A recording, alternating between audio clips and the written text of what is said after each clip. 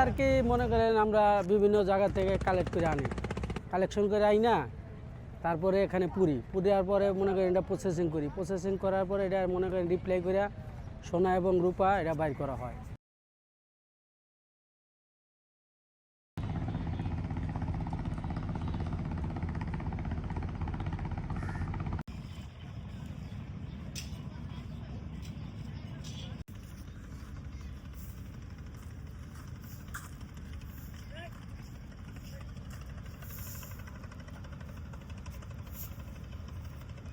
দিনাজপুর, রংপুর, পঞ্চগড়, ঠাকুরগাঁও, রাজশাহী, নাটোর, চাপাই বহুত ডিস্ট্রিক্টের থেকে, বিভিন্ন ডিস্ট্রিক্টের তো আনা হয়, বুঝছেন এই মালগুলা।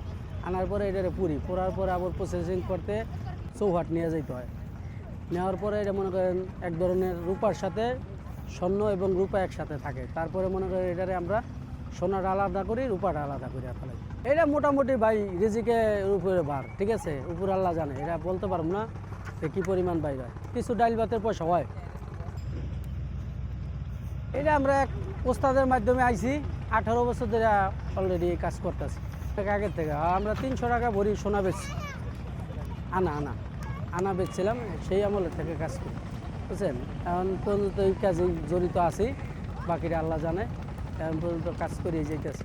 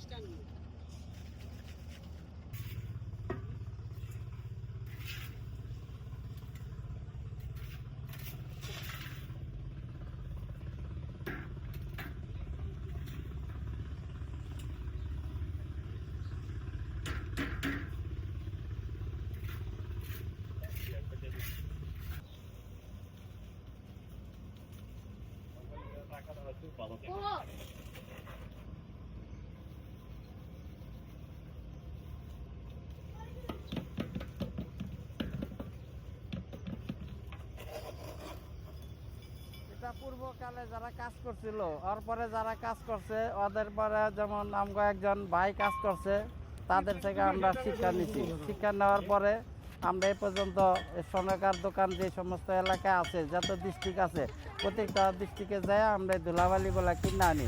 কিনে আনার পরে আমরা এটা পুরি, এই যে দেখতে এটা আছে যে কেরোসিনটা পড়তেছি, পড়ার পরে এটা আমরা ধুইতে মনে করেন যে 100 গ্রাম বালু বানাবো, আর বাকি সব ফালাই দেবো। ওর ভিতরে স্বর্ণ যেটুকু থাকে সেটুকুই বাইর হবে, বুঝলেন।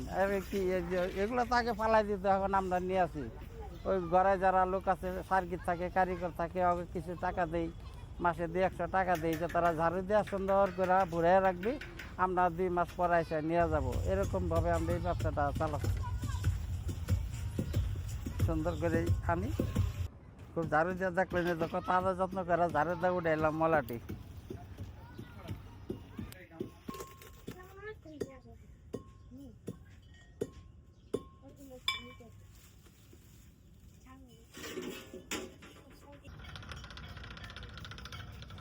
এগুলো এখন অনেক লোক হয়ে গেছে, প্রতিটা ডিস্ট্রিক্টে আছে লোক। পূর্বে তো ভালোই ছিল, হ্যাঁ, লোক সংখ্যা কম ছিল, মাল বেশি পাওয়া গেছে। আর লোক সংখ্যা বেশি, মাল কম পাওয়া যায়। আগে আমরা 2 দিন পরে মাল জ্বালাইতাম, আর মাসে 1-2 বার জ্বালাইতে হয়। আগে 1 ঘরে গেলে 1 বস্তা আনতে পারছি, 10 ঘরে গেলে 1 বস্তা হয় না।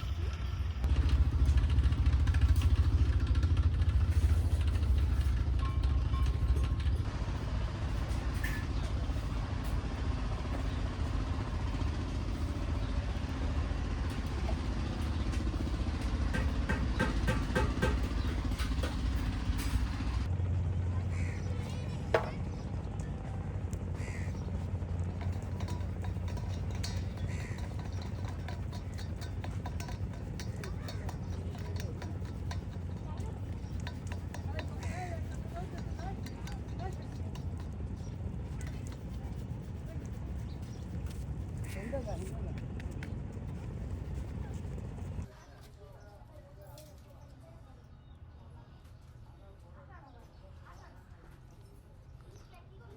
সোনা আসছে, দেখছেন? দেখা যায়?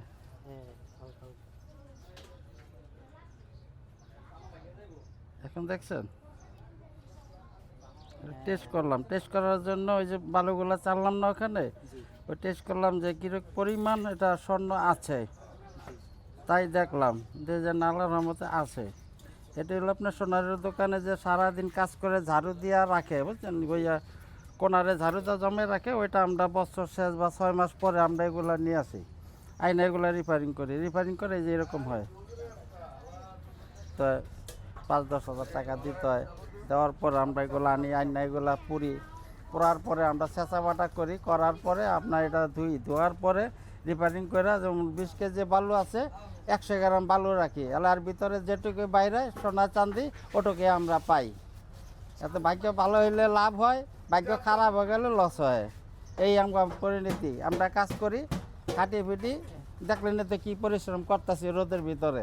আর এই একজন দেখছেন অবস্থাটা কি, তাই এগুলো তাকে ঝাড়ুটা ফালাই দিত, এগুলো আমরা গবেষণা করে এগুলো আমরা রিপেয়ারিং করে বাই করতেছি।